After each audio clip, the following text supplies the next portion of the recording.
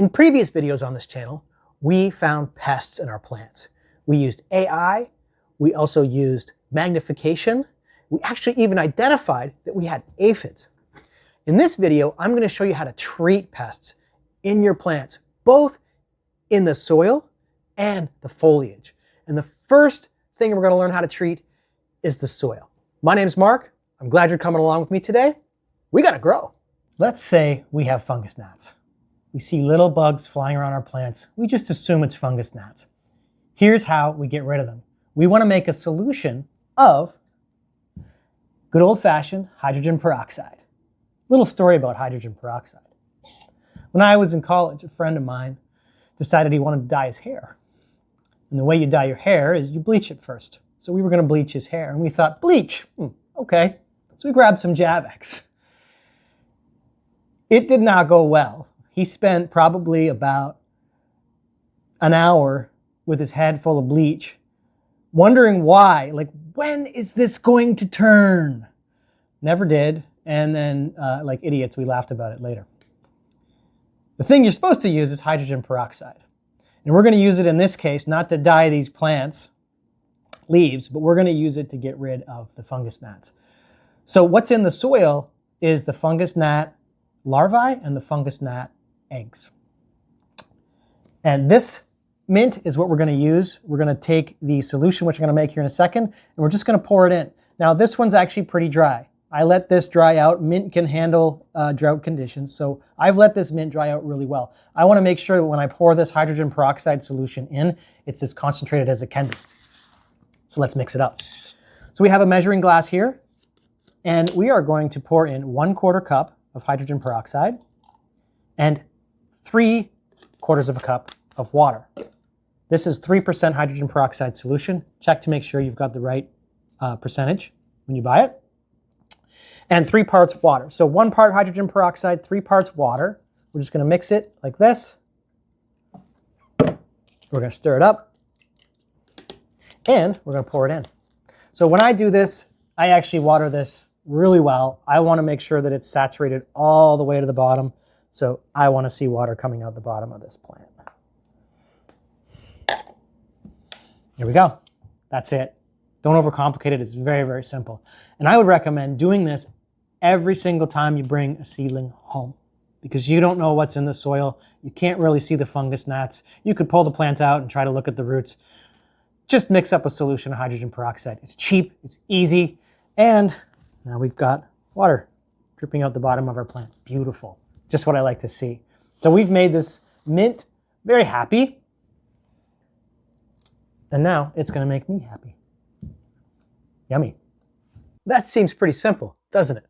Pretty inexpensive. We've treated the pests in the soil. But what about the foliage? This method I'm about to show you will work for most, if not all, soft-bodied insects that could be living on your leaves or your stems. Now it's time to get rid of those pests. We're going to use an insecticidal soap, like Safer's. This one, very common, $11 at Canadian Tire. We could also use Dr. Bronner's. This is my preferred method. And we're going to find out in a few minutes that this is actually cheaper. Now, not all soaps are created equal. Your dish detergents, for example. I caution you against using dish detergent. They contain sulfates, phosphates, fragrances, parabens, or any combination of those.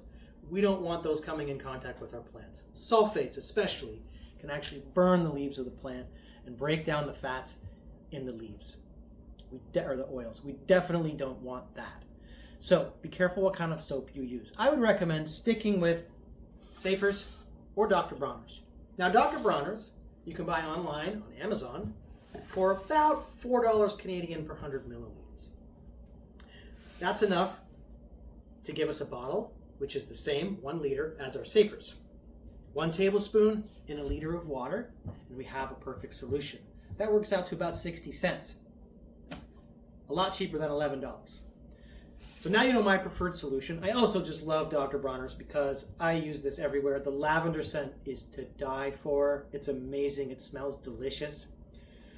I'm also going to caution you against spraying this directly onto your herbs right before you harvest them. I know for a fact, because I've tasted it,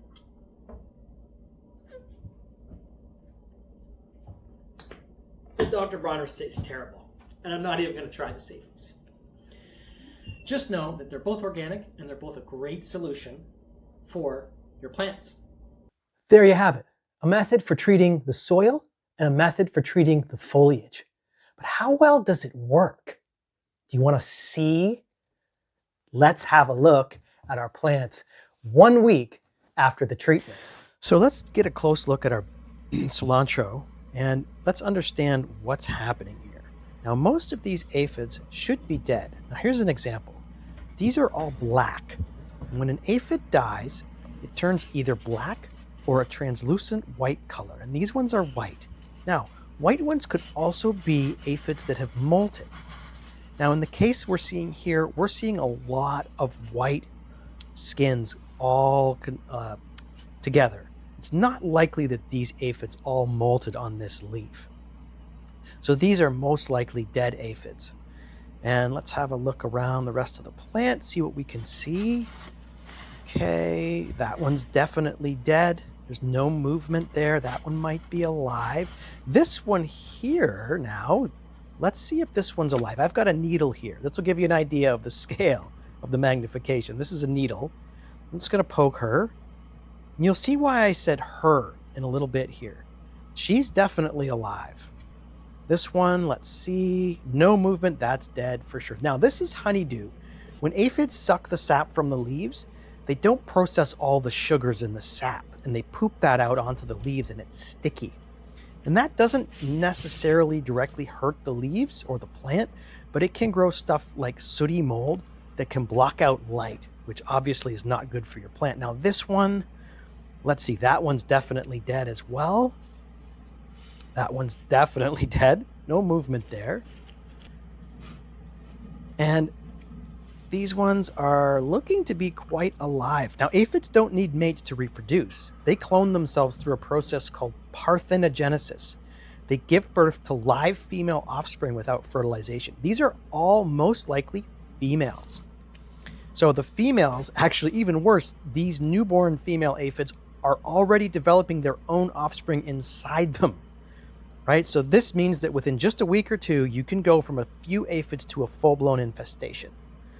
Now this here, let's talk about the soap treatment I use. It works because it breaks down the aphid's protective waxy coating. Without that barrier, the aphids lose moisture and dry out. And as you can see from me spraying this one directly, that's exactly what you want. Full coverage. This aphid is now, doesn't have a hope. I'm bringing you 3 weeks total into the future from when we made the original video, the start of this video. I cannot tell you how happy I am with these herbs. They're beautiful. This cilantro, which was mostly it was half dead leaves, mostly dying off, has burst into life. We've got lots of new growth on it. The basil is also doing very, very well. This has gone through a pruning as well. There's another video on my channel about me pruning this. Also one about me using it to propagate, create new basil plants. But again, pest-free. So happy to say that as I destroy my grow light. This is something that persistence paid off. Knowledge and persistence, that's all we needed. We used Dr. Bronner's on the cilantro, and we used the safer soap on the basil, and the rest of it I'm not sure, but I just wanted to see and compare the 2 plants that seem to be the most infested, and both were equally effective. Within a day, most of the aphids were dying off. I hit it the day I made the video. I hit it the day after, just once each day in the morning. Good spraying. I got underneath. When you're spraying, you want to make sure that you get right up underneath and just drown it. Pretend you're trying to drown your poor little plant. You want to make sure you really got coverage on all those leaves. And the key is to be persistent. Don't treat it once. Treat it the day after. Treat it the day after that. Keep treating it until you're convinced 100% that there's no movement There's no bugs flying around right now. When I look closely at the leaves, and you can see in the previous segment, even just a week later, most of the bugs were died off. I kept treating it. Maybe at least, every couple days I would still continue to treat it. It's so inexpensive and it takes so little time. Why not? Make sure you've completely eradicated that infestation. Thanks for growing along with me on this one. I hope you learned something. Until next time, I gotta grow.